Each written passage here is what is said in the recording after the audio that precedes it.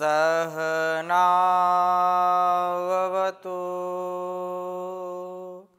सहनो भुनक्तु सह वीर्यं करवावहै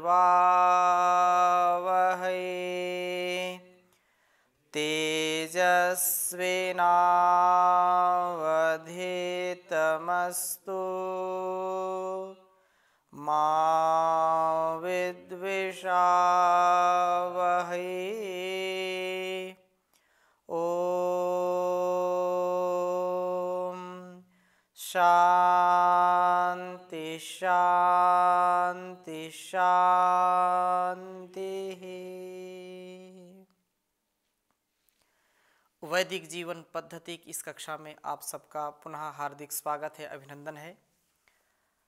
ऋग्वेद के प्रथम मंडल के 89वें सूक्त का हम स्वाध्याय कर रहे हैं, जिनमें से 4 मंत्रों का स्वाध्याय हमने कर लिया था। आज 5वें मंत्र का स्वाध्याय करेंगे। उस परम पिता परमेश्वर से, उस समष्टि के कर्ता धर्ता हर्ता, जो सबका पालन पोषण करने वाला है, सबकी रक्षा करने वाला है तथा सबको सद्गति देने वाला है, उस परम पिता परमेश्वर से सब चाहते हैं कि उसकी रक्षा हो। संसार में सबसे अधिक यदि किसी विषय में चिंतन किया जाता है तो वो रक्षा की बात होती है कि हम कैसे रक्षित हों, कैसे पोषित हों, कैसे हमारा जीवन निर्वहन हो, हम किसी भी प्रकार से भय से आक्रांत ना हो।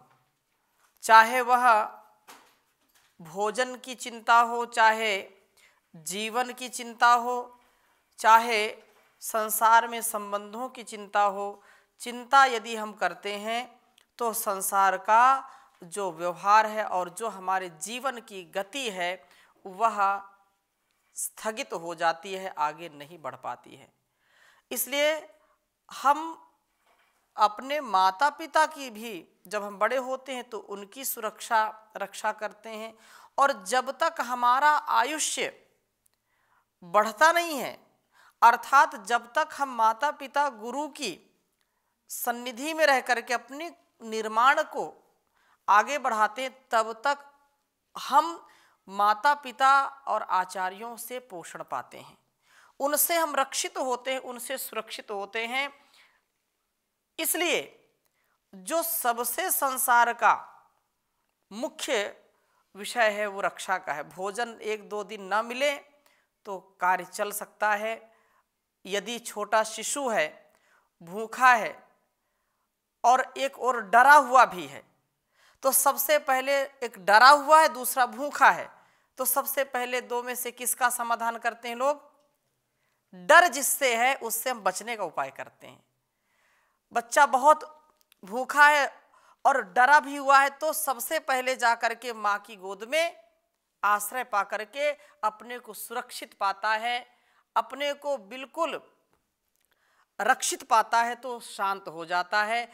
फिर उसको भोजन की या स्तनपान की जो व्यवस्था है उसमें वो अगली प्रक्रिया को बढ़ाता है। एक और हमको किसी भी व्यक्ति से या किसी हिंसक जीव से प्राणों का भय है, और एक तरफ ये है कि हम 2 दिन से भोजन नहीं किए हैं, 2 दिन से प्यासे हैं, और मान लें कि हम जंगल में हैं और सिंह आकर के हमको देख करके हमारे पीछे लग गया। जो व्यक्ति 2 दिन से भूखा, चलने का भी सामर्थ्य जिसके नहीं है, वो भी प्राणों की रक्षा के लिए दौड़ेगा, तेजी से भागेगा। इसलिए रक्षा की व्यवस्था, सुरक्षा की व्यवस्था हम सबसे पहले चाहते हैं। किसी भी स्तर से अपने जीवन को खतरे में डालना नहीं चाहते हैं। ये मनुष्य की मांग होती है, उसका ये अधिकार भी है, कर्तव्य भी है कि वह अपने माता पिता से, अपने गुरु से और सबसे, जो सबका पिता परमात्मा है, परम पिता है, उसकी शरणागति को प्राप्त हो। वो जो ईशान है, जो सबसे महत्वपूर्ण है, सबसे ऐश्वर्यवान परमात्मा है, उसकी शरणागति की बात कही है और वही हमको रक्षित कर सकते हैं। हमारे जीवन में संरक्षण की जो महती भूमिका है उस परमपिता परमेश्वर की है। इसलिए बड़ी कृतज्ञता के साथ हमको इसको स्वीकार करना चाहिए। और बहुत ही सुंदर मंत्र 5वां है, मैं इसको पहले लिखता हूं, फिर आपके समक्ष कुछ निवेदन करता हूं।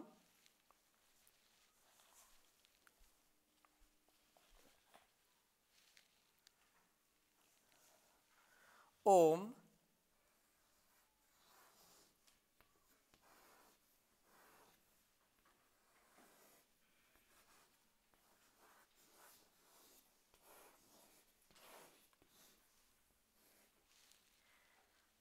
तमीशानम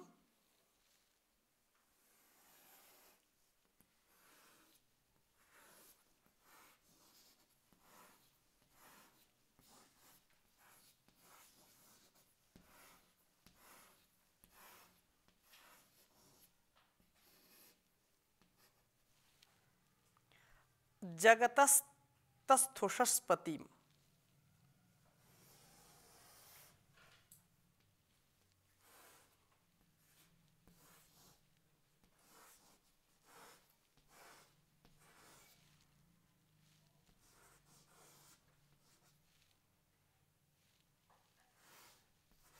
जगतस्तस्थुषस्पतिम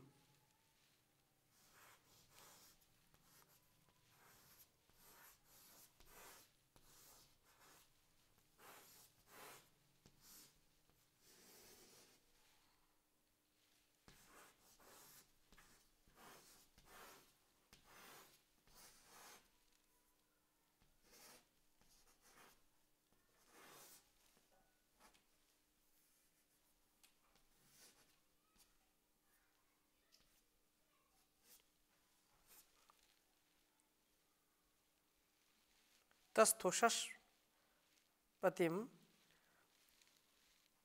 धियंजिन्वम अवसे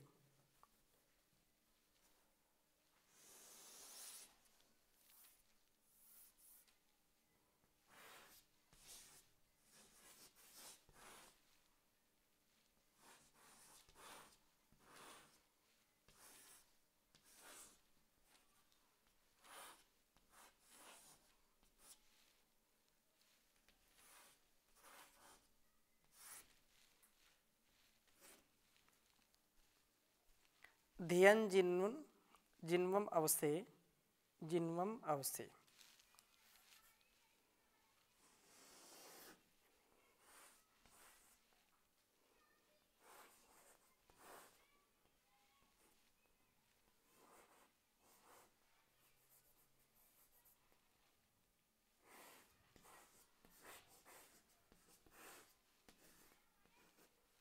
हूमहे वयम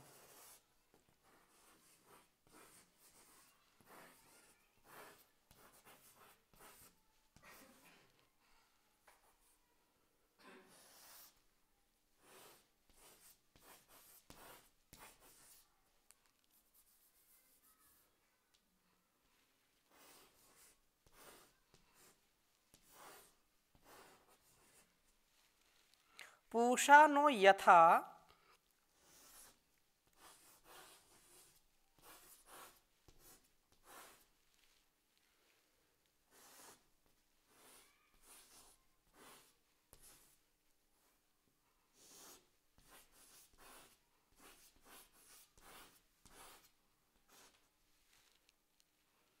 वेद सामसद वृद्धे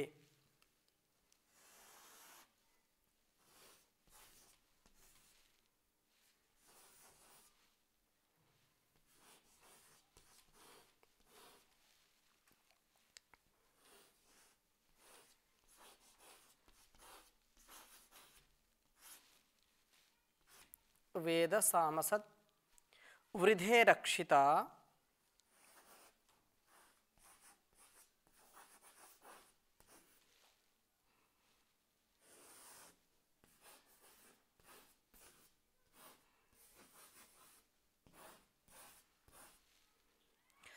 पायुर्दब्धा स्वस्तये।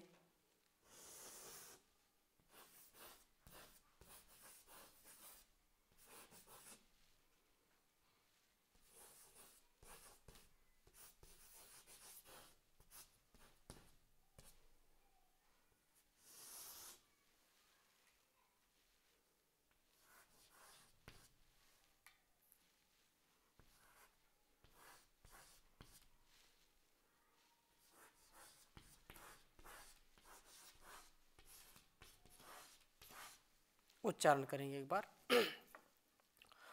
ओम तमीशानम जगतस्तस्थुषस्पतिम धियन जिन्वन अमवसे हूमहे वयम पूषा नो यथा वेद सामसद्वृधे रक्षिता पायुर्दब्धः स्वस्तये। ओम तमीशानं जगतस्थस्थुषस्पतिं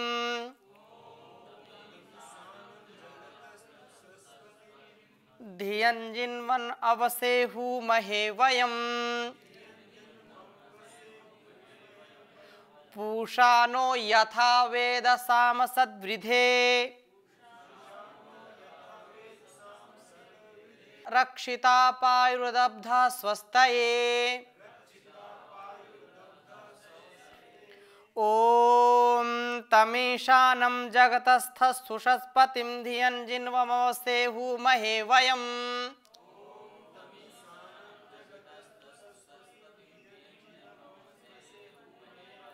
पूषा नो यथा वेद सामसद्वृधे रक्षिता पायुर्दब्धा स्वस्तये।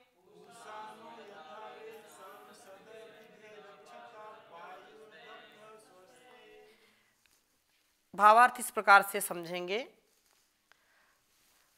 पूषा नो यथा, जैसा यहाँ पर प्रार्थना की है उस परमपिता परमेश्वर से कि वयम अवसे, अवरक्षणे धातु है, जो रक्षा करने वाला प्रभु है, उससे हम प्रार्थना करते हैं कि वयम, हम रक्षण के लिए, अवसे रक्षण के लिए, तम उस ईशानम, ईशानम जो ऐश्वर्य से युक्त है।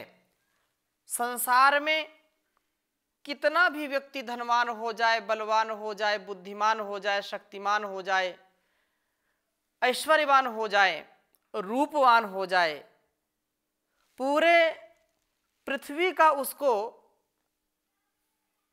एक छत्र राज दे दिया जाए, चक्रवर्ती वो सम्राट बना दिया जाए, लेकिन उस परमपिता परमेश्वर से ऐश्वर्यशाली कोई हो नहीं सकता है।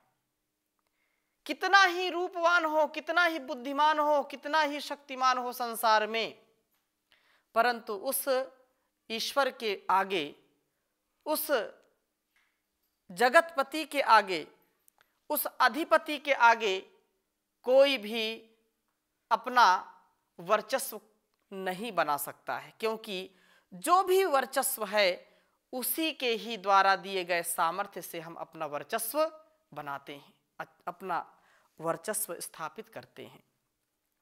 इसलिए कहा कि ऐश्वर्यवान प्रभु को हूमहे हम पुकारते हैं, क्योंकि जो जगतः जंगम, जो चेतन तथा तस्थुषः स्थावर जड़ जगत, जड़ और चेतन दो विभाग इस संसार के हैं।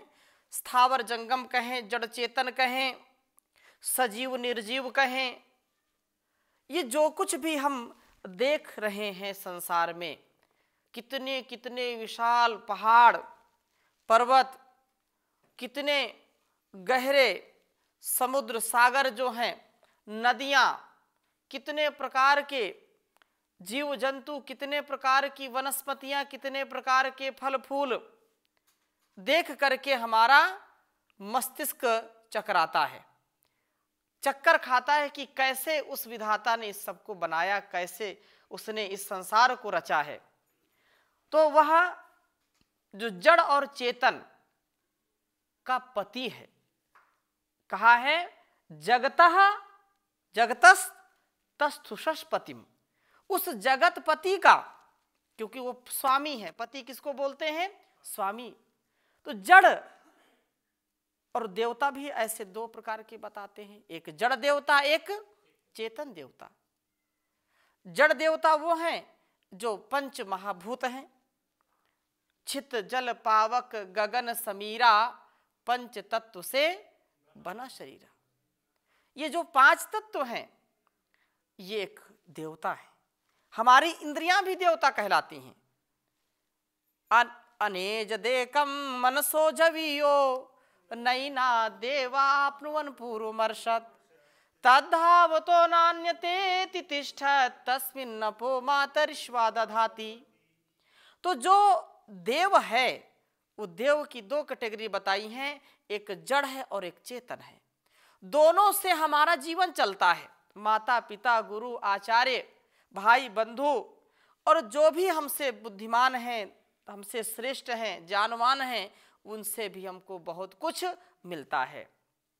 और देवों के लिए एक श्रृंखला बता दी उपनिषदों में, मातृदेवो भव, पितृदेवो भव, आचार्य देवो भव, अतिथि देवो भव, राष्ट्र देवो भव। ये सब देव हैं क्योंकि हमको जीवन देते हैं, हमको जीने की कला सिखाते हैं, हमारे प्राणों की, हमारे जान की, हमारे हर प्रकार से सम्मान की रक्षा करते हैं। इसलिए यहाँ कहा कि इस संसार में जो जड़ चेतन है ये कोई मनुष्य नहीं कर सकता है।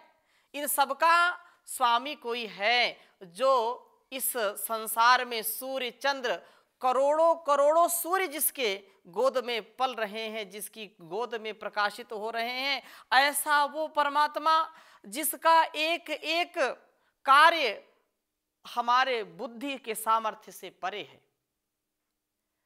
वैज्ञानिक भी अपनी बुद्धि लगा लगा करके थक गए, हार गए, लेकिन आज तक उसके जो जान है उसकी कोई सीमा आज तक किसी ने खींची नहीं कि ये यहां के बाद अब कुछ नहीं है।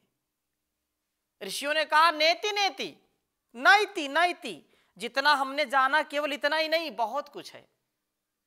कितना आज खोज कर रहे हैं लोग, कितने सैटेलाइट और कितने जो है अंतरिक्ष में यान भेजते हैं, लेकिन आज तक पूरा रहस्य खुला नहीं है।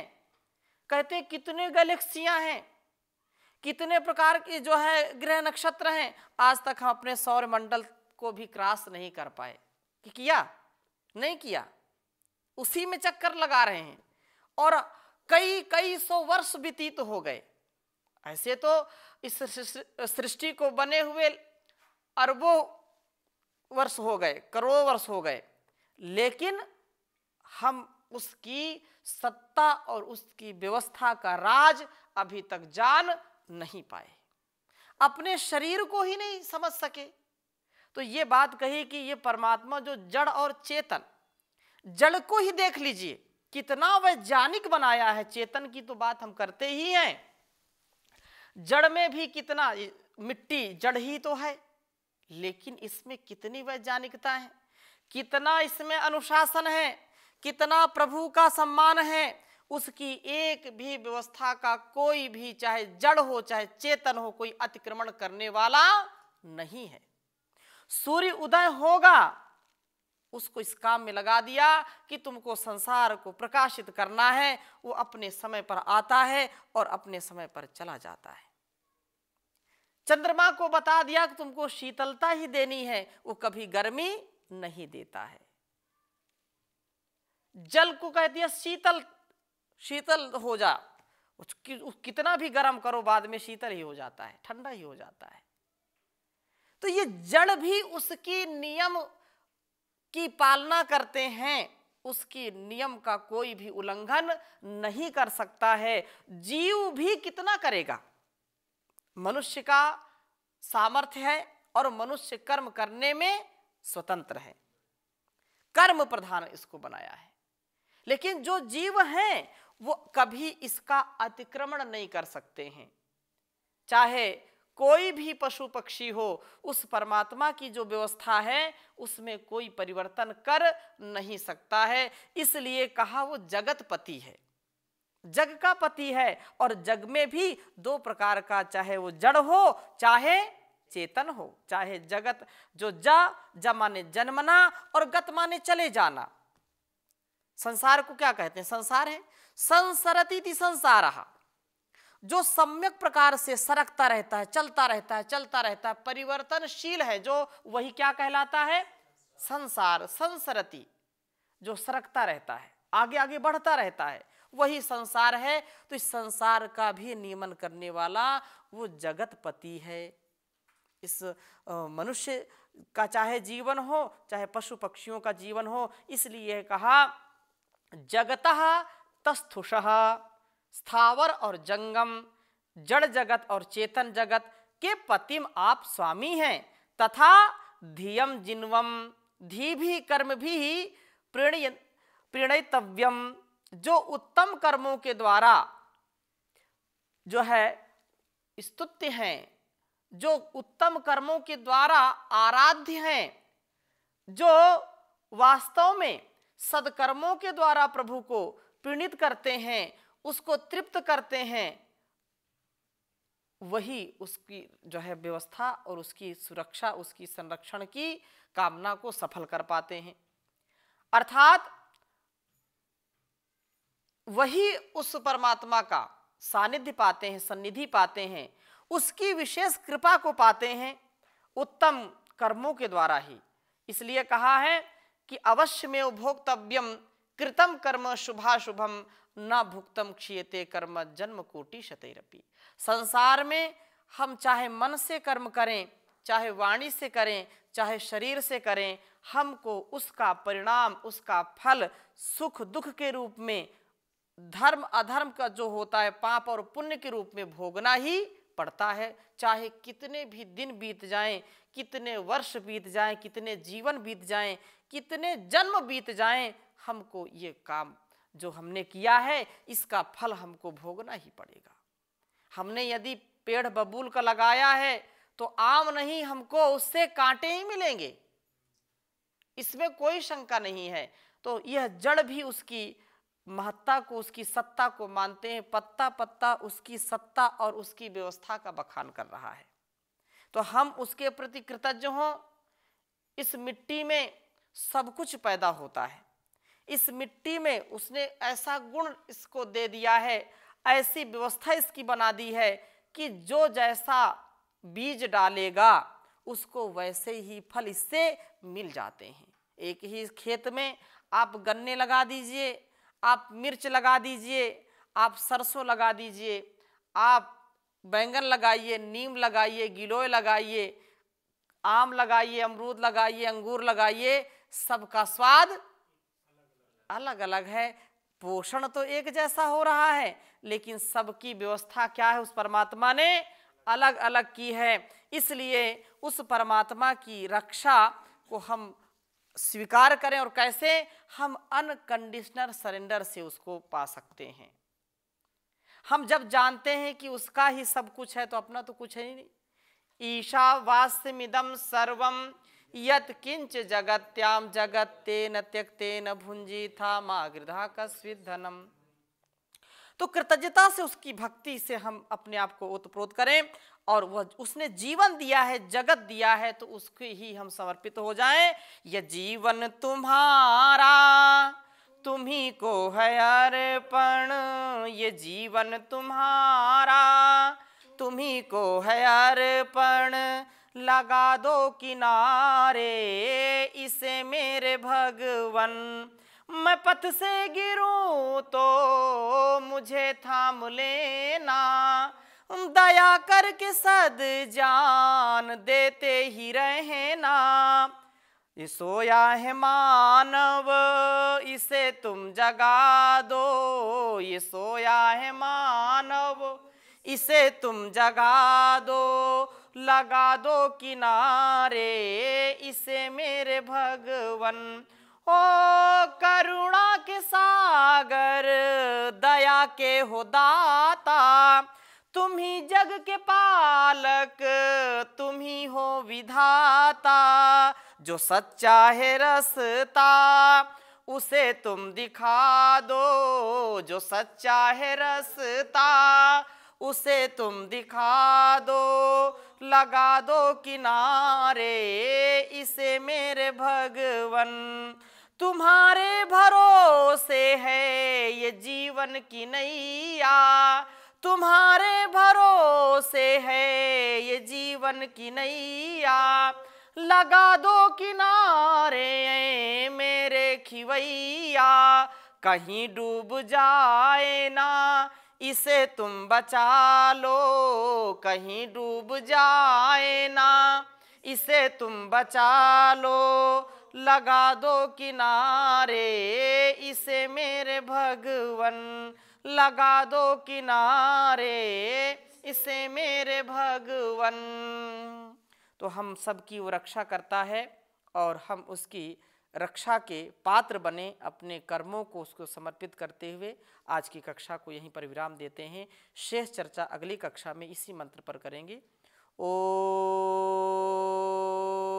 शांति शांति शांति।